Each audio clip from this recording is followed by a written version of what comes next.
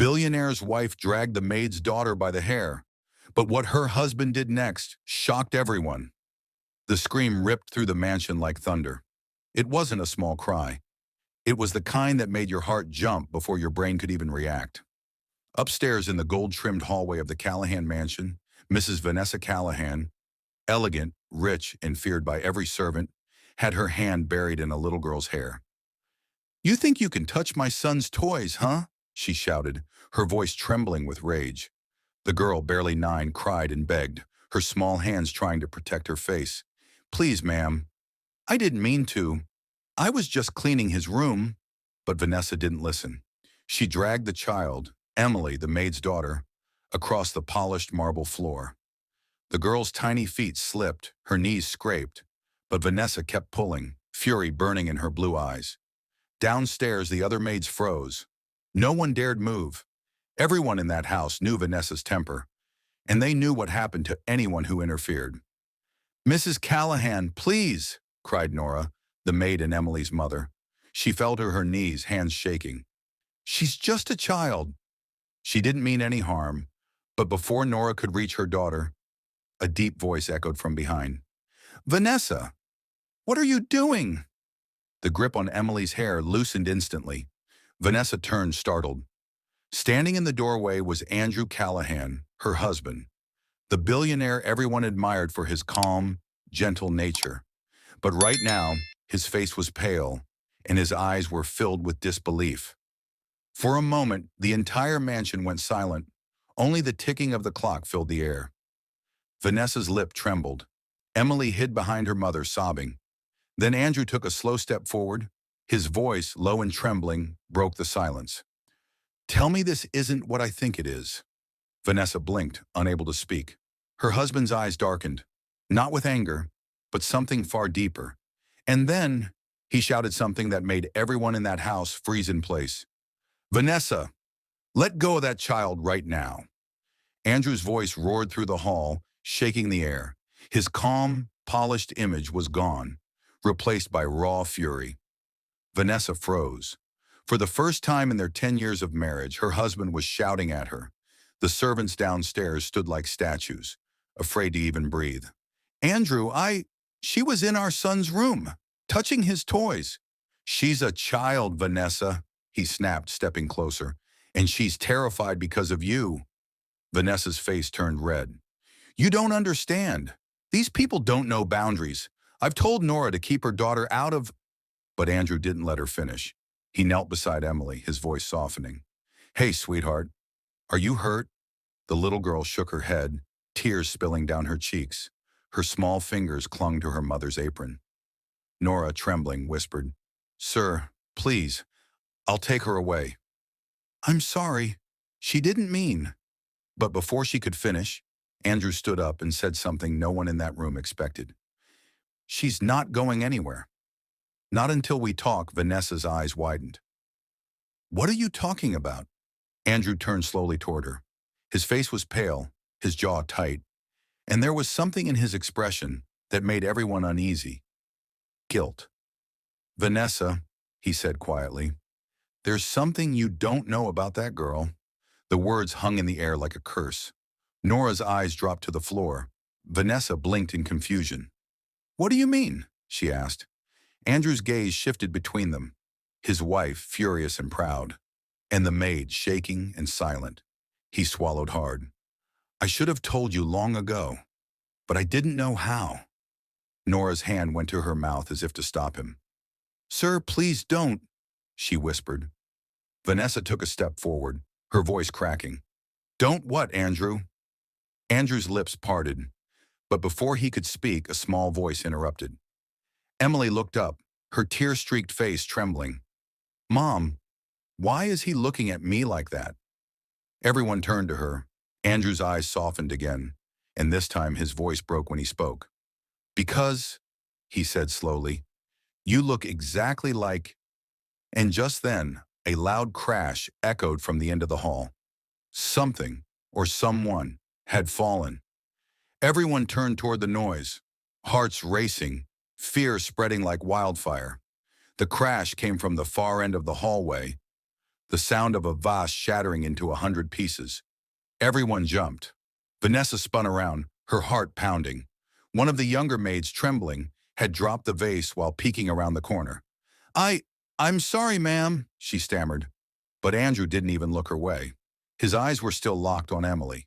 Vanessa noticed it too, that strange, pained expression in his eyes, like he was seeing someone else standing in front of him. Andrew, she said slowly, you'd better explain what's going on. Right now he hesitated. Vanessa, please. Not here.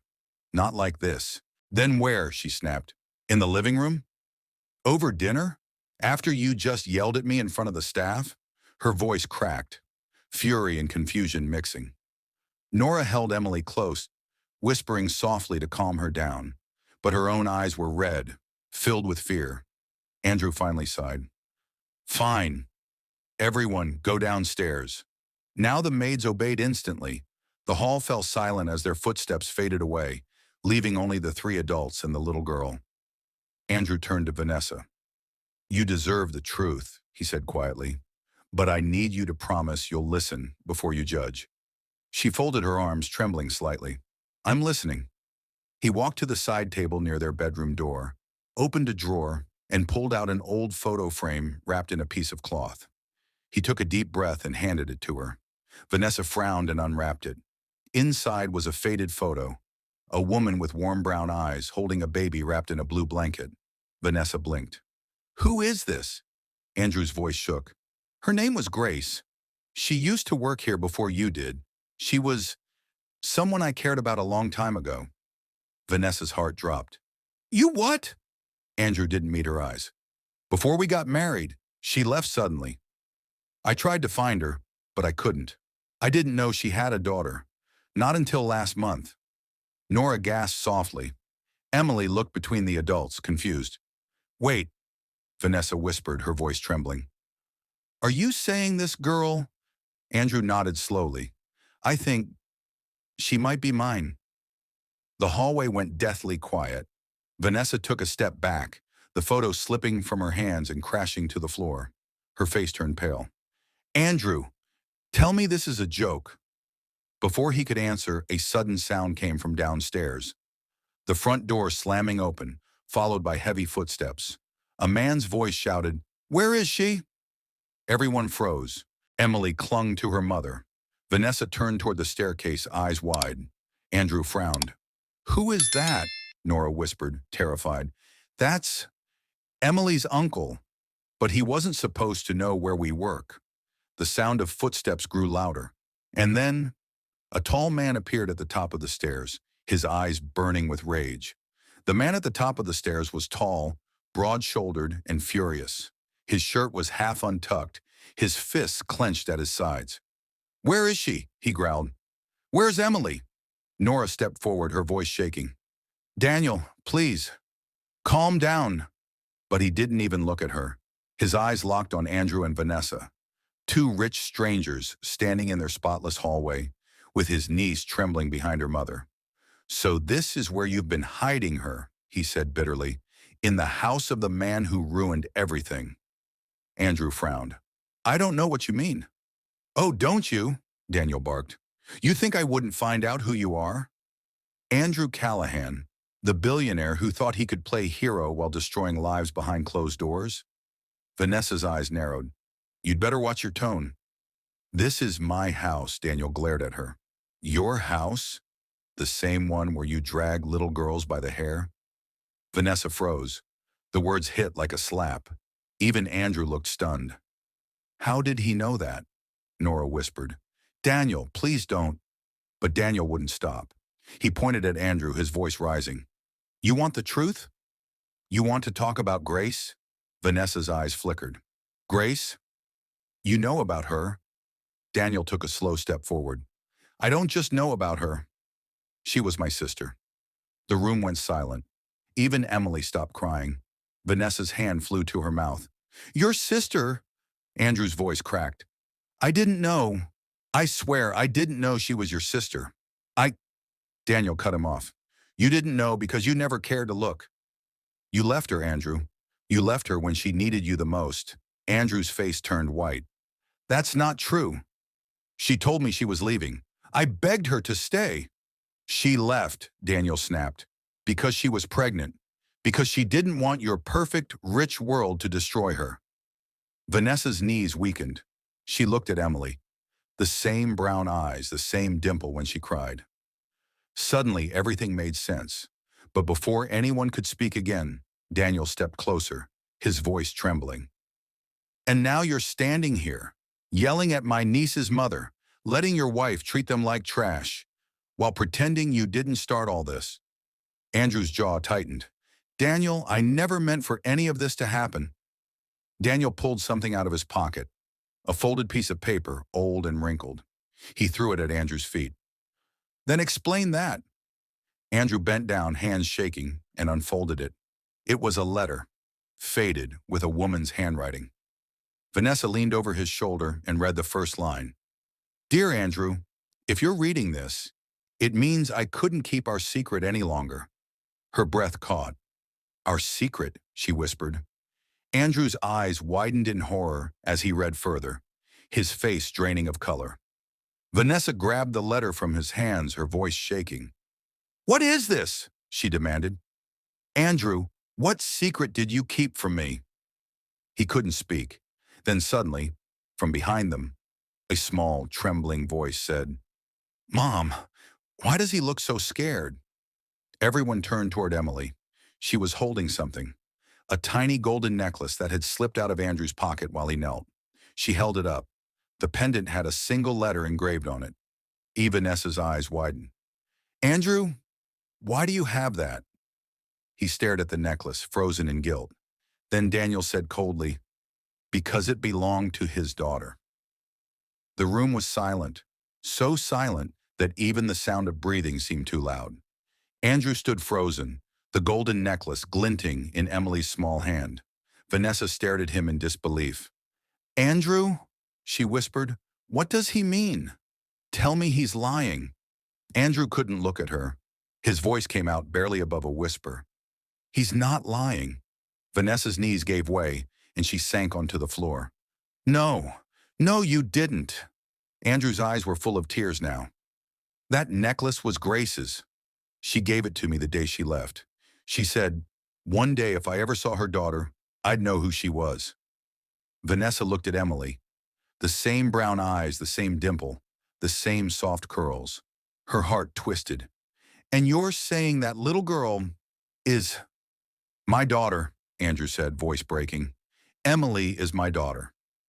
The words hung heavy in the air like a storm about to break. Daniel clenched his fists. You think saying it now changes anything? She grew up without a father.